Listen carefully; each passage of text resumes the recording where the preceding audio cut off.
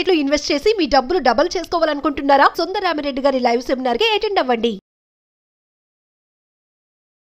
నమస్తే రమగారు. నమస్తే జయ. రమగారు, ఏదైనా మంచి కథ చెప్తారా? మామూలుగా మనం జాతకాలు చెప్పించుకుంటూ ఉంటాం. రేపొద్దున ఎప్పుడో ఏమిటో వస్తుందంటారు. ఆ ఏమిటో రావాలంటే దానికి ఏదో తుది మొదలు ఉండద్దు, ఉండాలి. ఒకళ్ళు ఇవన్నీ విన్నాక అదేదో వస్తుంది అనుకుంటే అది రాదు. వీళ్ళు ఏమిటో బోల్డ్ కష్టాలు వస్తాయి.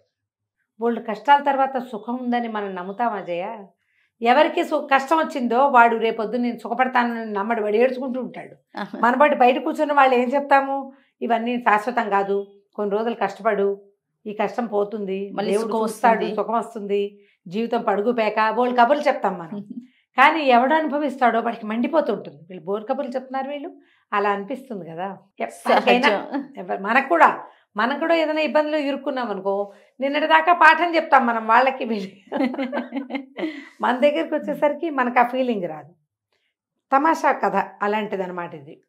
పూర్వమట విశ్వపురపు సంస్థానంలో అద్భుతమైన రాజుగారు, సైన్యాధిపతి బ్రహ్మాండంగా నడిచారు. ఈ సంస్థానానికి ఒక జ్యోతిష్యుడు ఒక ఆయన వచ్చేట.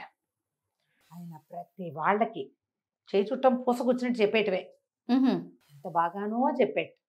అయితే ఈ విశ్వపురం తాలూకు సైన్యాధిపతి గారికి ఒక కుమారుడు ఉన్నాడు. వాడు ఒక 19-20 ఏళ్ళ వాడు, 18 ఏళ్ళ వాడు అంతే. పెళ్ళిడు వచ్చిన పిల్లాడు అనుకో, ఆ కాలంలో అంతే కదా. అయితే వాడికి ఈయనేమో సైన్యాధిపతి, అరివీర భయంకరుడు, ఈయన చండ ప్రచండు, బోల్డున్నాయి బిరుదులు. కుర్రాడు మాత్రం కవిత్వాలు రాసుకుంటూ ఉంటాడు. వాడు పోయెట్టు, రచయిత అంటే ఏదో కథలు రాస్తాడు కాదు, వీడు రచయిత అలా అనడానికి వీళ్ళు కథా కాకరకాయ కాదు, కవిత్వం, ఏదో గాలిపాట, ఎక్కడో లోకాల్లో ఊహల్లో తేలిపోతూ ఉంటాడు. ఆయన ఏం చేశాడు? సాహిత్యవేత్త, సాహిత్యం అనమాట వాడికి, ఏదో సరదా. భావకవి వాడు. భావకవిని ఈడ్చుకొచ్చాడు మన సైన్యాధిపతి గారు. ఈ జ్యోతిష్యుడి దగ్గర తెచ్చి, బాబు వీడు నా పేరు నిలబెట్టేలాగా అయితే లేడండి, కనీసం వాడి పొట్ట వాడు పోసుకుని ఏదో బతుకుతాడంటారా? నా ఉద్యోగం అన్ననాళ్ళు నేను లాగుతా, నా తర్వాత వీడేం కత్తి కటారు వ్యవహారం పట్టుకునే రకం కాదు, ఎప్పుడు పెన్ను పుస్తకాలు కాగితాలే, ఏమిటో పాడుకుంటూ ఉంటాడు, ఏదో ఇలా పిచ్చిగుడ్డలు వేసుకుని తిరుగుతాడు అని చూపించాడు. ఆయన కుర్రాన్ని పైకి కిందకి చూసి వాడి చేయి లాక్కుని చూసి, వీడికేమండి చిన్న వయసులోనే రాజు అవుతాడు మీ వాడు, రాజు అని రాసి కనిపిస్తోంది అన్నాడు. రాజా? ఏం పెట్టి ఏమిటి ఏముంది వీడికి? ఆయనకు అర్థం కాదు. కాకపోతే సడన్గా ఏమైంది, రాజుగారి మొహం మారిపోయింది. వాడు ఈ రాజ్యంలో ఉన్నవాడు చిన్న వయసులోనే రాజు అవుతాడంటే ఎక్కడికో వెళ్తాడని ఎలా అనుకుంటాం? ఇక్కడే అంటే వీడు నా రాజ్యానికి ఎసరు పెడతాడా? రాజుగోళ్ళు మండిపోయింది. ఆయనకి ఈ జ్యోతిషుల అలా అనిపించాల, ఎందుకంటే ఆయన ఇప్పటిదాకా అందరికీ బాగా చెప్పాడు. రాజుగారు చిన్నప్పుడు ఎప్పుడు పడ్డాడో కూడా చెప్పాడు ఆయన. సో ఆయన చెప్పేది 100% నిజం. వీడు రాజు కాబోతాడు. వీడు మొహం చూస్తే ఏదో విచిత్రపు బట్టలు, దుబ్బు జుట్టు, ఎక్కడికో చూస్తాడు, నవ్వుతాడు, ఏమిటో రాసుకుంటూ ఉంటాడు. వీడా నా రాజ్యానికి రాజు? ఇప్పుడు నేను ఇంత శుభ్రంగా ఉన్నవాడిని, నేను బాగానే ఉండి సడన్గా వీడు రాజు అవ్వాలంటే నాకేదో రావాలి అంతే, లేదా వీడు నన్ను ఏదైనా చేస్తాడా? ఇట్లా రకరకాల భావాలు వచ్చేసాయి రాజుగారి మొహంలోకి. వీడిని ఏమైనా చేసేద్దామనిపించేసింది ఆయనకి. సైన్యాధిపతికి ముందు పాల్పోలేదు, ఏం చేయాలో దాన్ని ఎట్లా తీసుకోవాలో తెలియలా. సడన్గా రాజుగారి మొహం చూసేసరికి భయం వేసింది. ఓరు నాయనా, ఈయనకి అకారణంగా ఈ పిల్లాడి మీద కోపం వచ్చేసిందే. భలే వారండి అన్నాడు జ్యోతిష్కుడు. మీరేం కంగారు పడకండి, ఈ వాడు రాజు అయి తీరుతాడు అని ఆయన ఇంకో పెప్ప చేయి చూడడం మొదలుపెట్టాడు. ఈయన కొడుకుని ఏడ్చుకుని వచ్చేసాడు ఇంటికి. రోజు గడిచేసరికి ఆయనకి భయం పట్టుకుంది. తన ఆబ్సెన్స్లో రాజుగారు తన పిల్లాడిని ఏదైనా చేసేయిపోతాడు. ఏమనిపించిందంటే, బతుకుంటే బలిసాగు తింటాడు, ఈ ఊళ్ళో నుంచి బయటికి తోసేస్తే ఎక్కడో చోట బతికే ఉంటాడు పిల్లాడు అని చెప్పి, ఒరే నాయన నువ్వేమిటో రాజు అవుతావని ఆయన ఎవడో చెప్పాడు, అవుతావో ఏమిటో నిజంగా నేను, ఆయన అందరికీ నిజాలే చెప్పాడు, ఊళ్ళో ఉండద్దు, పో నీకు చేతికి నచ్చిన బట్టలు పట్టుపో, చేతికి వచ్చిన బంగారం పట్టుకెళ్ళు, నీకు కావాల్సిన డబ్బులు తీసుకో, ఈ దేశంలోకి రావద్దు, నువ్వు బతుకుంటే మళ్ళీ కలుసుకుందాం, వెళ్ళిపోమని కొడుకును గుర్రం ఎక్కించి పంపించేసాడు. తను పోయి రాజుగారి దగ్గరికి వెళ్ళాడు.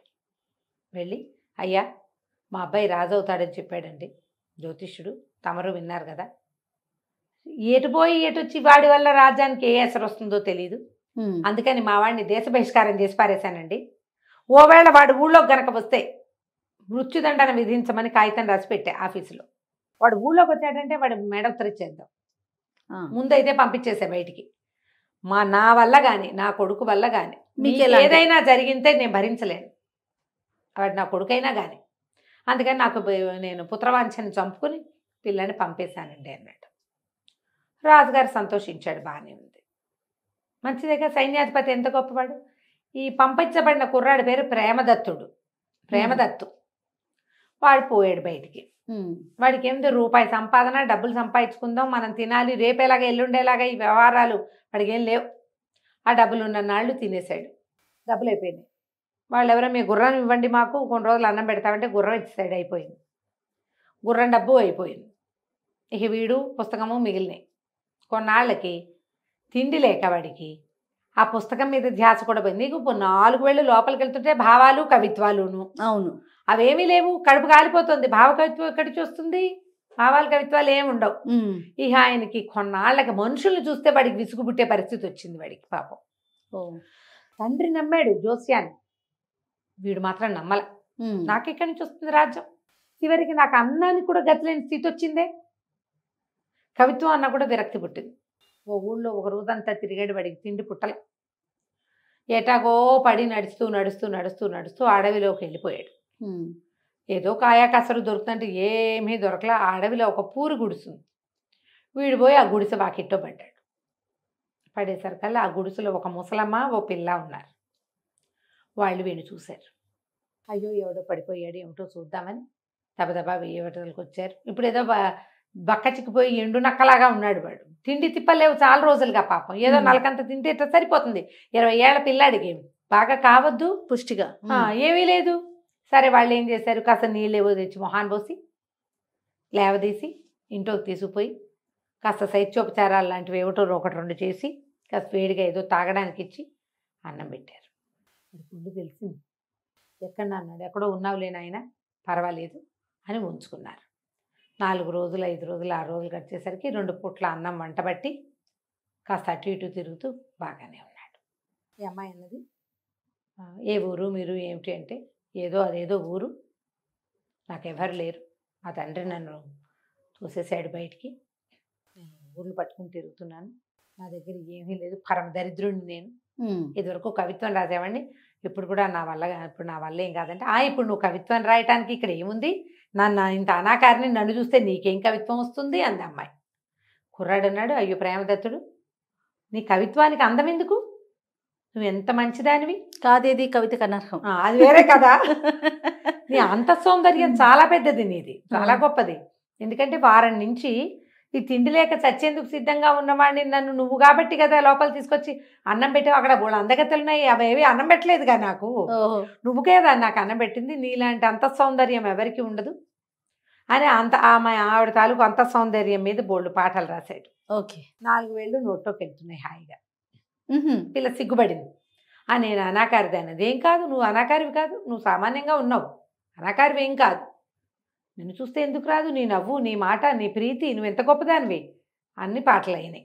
ఓకే, ఈ ముసలావిడ ఏం చేసింది, కుర్రాన్ని యువతలు తీసుకెళ్ళింది. బాబు, మా పిల్ల సామాన్యమైన అందుకతే పిల్ల బాగుండదు, నేను ఇక్కడ పెళ్లి సంబంధాలు కుదరలేదు నాయన, పెళ్లి వయసు దాటిపోయింది, ఊళ్ళో ఉండి చుట్టాల మాటలు పడలేక ఇదిగో ఇక్కడికి వచ్చి ఇట్టా బతుకుతున్నాము, ఇన్నాళ్లకు నువ్వు వచ్చావు, నువ్వు రాసిన కవిత్వం వినేసరికి నువ్వు ఏమైనా పిల్ల మీద ప్రీతి ఉందేమో అని అనిపించింది నాయన.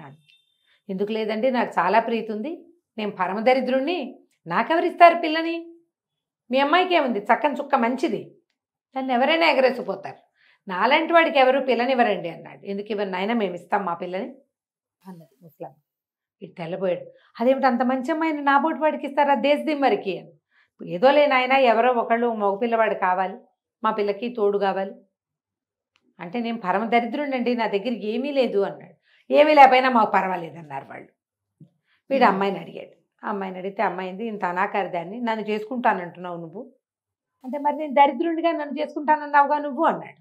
అనేసరికల్లా ఆ అమ్మాయింది, నీ దరిద్రంతో నాకేం పర్వాలేదు, మాకేదో 4 వేళ్ళు నోట్లోకి పోయే అవకాశాలు ఉన్నాయి, ఎక్కడి నుంచో తిండి వస్తుంది వాళ్ళకి, వస్తువులు వస్తాయి, వండుకుంటున్నారు ముసలమ్మ కుర్ర పిల్ల కలిసి. పర్వాలేదన్నారు. ప్రేమదత్ ఒప్పుకున్నాడు. అయితే ముసలిదండి, నాయన 4 రోజులు పోయాక 4 రూపాయలు వచ్చాక మరి నీకు మళ్ళీ ఎవరైనా అందగతే తగిలితే నీ కవిత్వావేశము అవి ప్రేమావేశము పెళ్ళుబుకి నువ్వు అటు వెళ్ళిపోతావేమంటే వెళ్ళిపోనండి, వెళ్ళిపోను. నేను ఎంత గొప్పవాడినైనా ఈ అమ్మాయిని వదిలిపెట్టాను నేను. ఆమె వల్లే నేను బతుకున్నాను అన్నాడు. అనేసరికి అమ్మాయి సిగ్గుపడింది.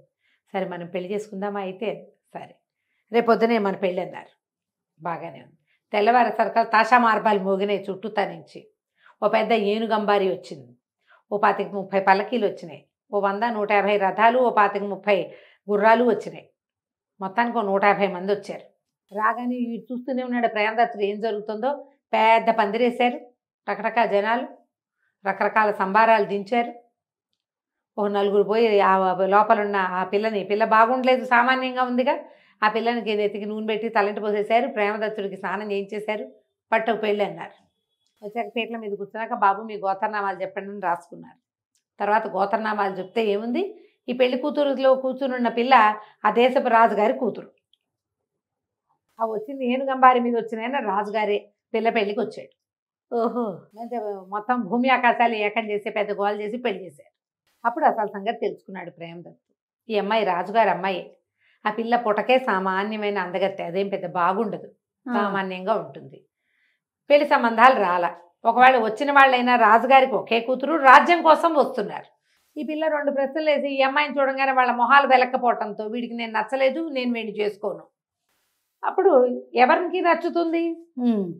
సామాన్యమైన పిల్ల గబుక్కుని ఎవరికి నచ్చదు. అవును. దాంతో మాట్లాడుతూ ఉంటే దాని అంత సౌందర్యం అర్థమవుతుంది.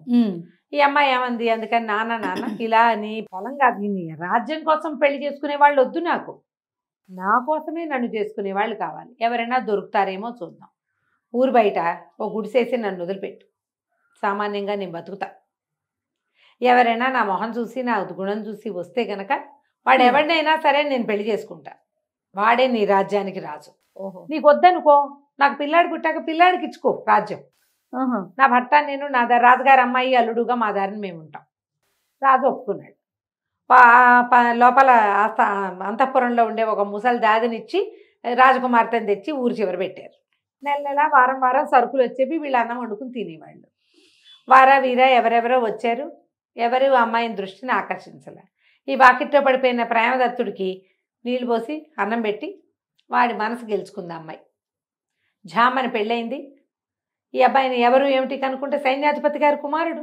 ఓహో, మరి కుర్రాడు ప్రేమదత్తుడు సైన్యాధిపతి కొడుకు కదా. అవును.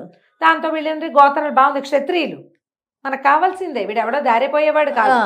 అంతే ఈ ప్రేమదత్తుని రాజ్యానికి రాజుని చేశారు. తర్వాత ఉత్తరం రాశారు, మీ సైన్యాధిపతి కుమారుడు మాలుడై మా రాజ్యానికి ఉత్తరాధికారి అయ్యాడు, మేము ఫ్రెండ్స్ అని పాతరాజు గారికి తెలియజేశారు. కథకంచికి మనం ఇంటికి. బాగుంది రమ్మగారు. మనకి దశా విశేషం ఉంటే ఎక్కడ పడేసినా లెగుస్తుంది. ఎక్కడ ఇప్పుడు ఆ టైం కోసం మనం వేచి ఉండాలి, అంతే. ఈ కష్టాలు ఉంటే వాటి కోసం కుంగిపోయి కునారెళ్ళిపోయి జీవితేచ్ఛ పోగొట్టుకోకూడదు, భగవంతుడి మీద నమ్మకం పోగొట్టుకోకూడదు. ముందుదండి ప్రధానంగా ఈ 2 ఉంటే ఖచ్చితంగా ఆ టైంకి మనకి ఏది రావాలో సిరిదా వచ్చును సలలితముగా నారికేళ సలిలము భంగిన్ అన్నారు. అదే కొబ్బరికాయలోకి నీళ్ళు వచ్చినట్టుగా అవే వస్తాయి.